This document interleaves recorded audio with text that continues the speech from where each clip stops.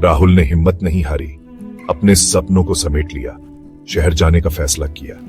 कड़ी मेहनत करके कुछ पैसे कमाने का सोचा, परिवार की मदद करने का प्रण लिया। माँ, मैं शहर जा रहा हूँ, कुछ पैसे कमाकर तुम्हें भेजूंगा। शहर की चकाचौंध ने उसे अंदर तक हिला दिया। ऊंची इमारतें, भागती जिंदगी, सब कुछ नया था, अनजान था। एक छोटी सी नौकरी मिल गई। दिन रात मेहनत करता, थकान भूल जाता, बस अपने परिवार की याद आती। माँ, मैंने पैसे भेज दिए हैं, बहन की पढ़ाई का ध्यान रखना। अपनी जरूरतें कम से कम रखी, जो भी कमाता गांव भेज देता। मां की आवाज में खुशी सुनकर दिल को सुकून मिलता। बहन की पढ़ाई का खर्च उठाता। उसे अपनी परवाह नहीं थी, परिवार ही उसकी दुनिया थी। साल दर साल बीतते गए। राहुल की मेहनत रंग लाई, नौकरी में तरक्की मिलती गई। अब वो एक अच्छी कंपनी में काम करता था। गांव में एक छोटा सा घर बनवाया। बहन की शादी भी धूमधाम से की। माँ, अब हमारे पास अपना घर है, बहन की शादी भी हो गई है। अपने लिए कभी कुछ नहीं सोचा। माँ बाप की खुशी में ही अपनी खुशी ढूंढता। रिश्तेदार तारीफ करते, कहते तुम जैसा बेटा तो सबको मिले। राहुल मुस्कुरा देता, दिल ही दिल में गर्व महसूस करता।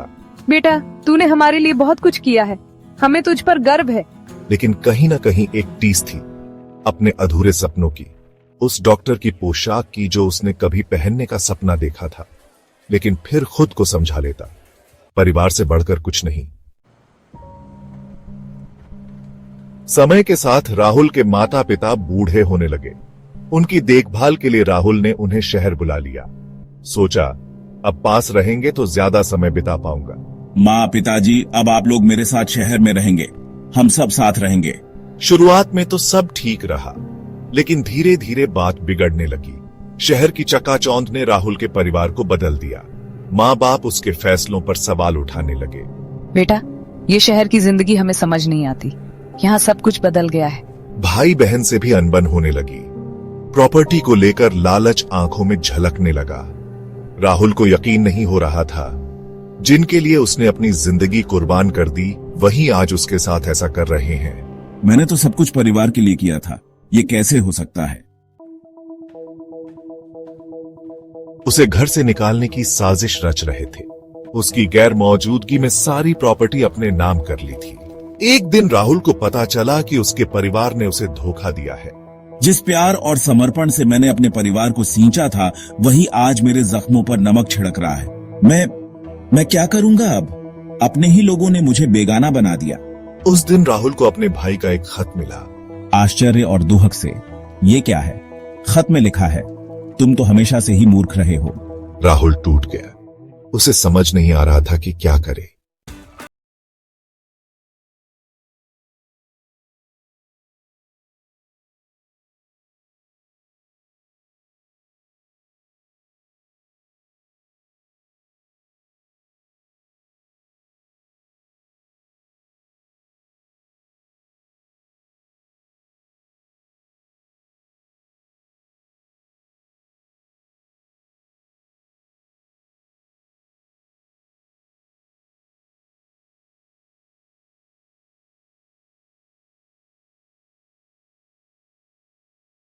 फिर से जीने की कोशिश करेगा।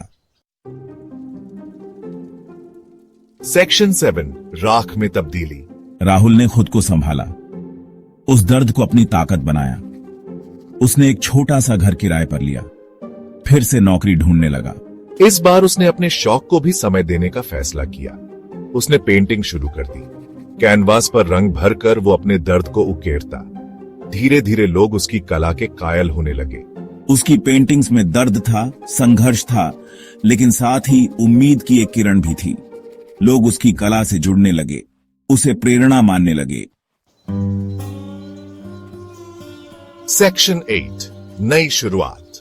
राहुल ने अपनी कमाई से एक छोटी सी संस्था शुरू की। इस संस्था के माध्यम से वो उन बुजुर्गों की मदद करता जो अपने परिवार से बिछड़ चुके थे या फिर जिनके अपने उन्हें छोड़ चुके थे। वो जानता था कि ऐसे बुजुर्गों को समाज में कितनी उपेक्षा का सामना करना पड़ता है। वो नहीं चाहता था कि कोई और उसके जैसा दर्द सहे। उसकी संस्था धीरे धीरे लोगों के बीच मशहूर होने लगी। लोग उसकी तारीफ करते, उसे समाज सेवी कहकर बुलाते। लेकिन राहुल के लिए सबसे बड़ी खुशी उन बुजुर्गों की मुस्कुराहट थी।